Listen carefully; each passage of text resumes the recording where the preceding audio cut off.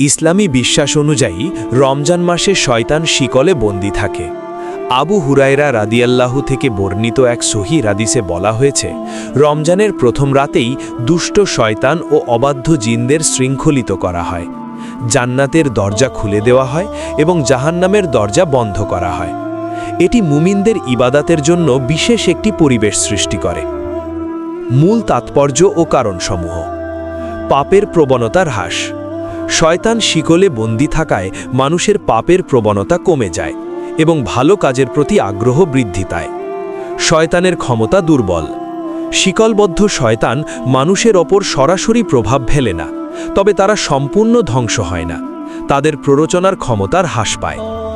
ব্যক্তিগত কুপ্রবৃত্তি।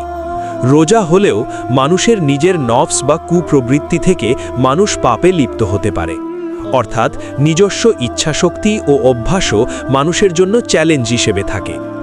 বিশেষ রহমত। আল্লাহ পাক এই মাসে বান্দার ইবাদতের সুবিধার্থে শয়তানকে দূরে রাখেন, যাতে তারা সহজে নেক আমল করতে পারে।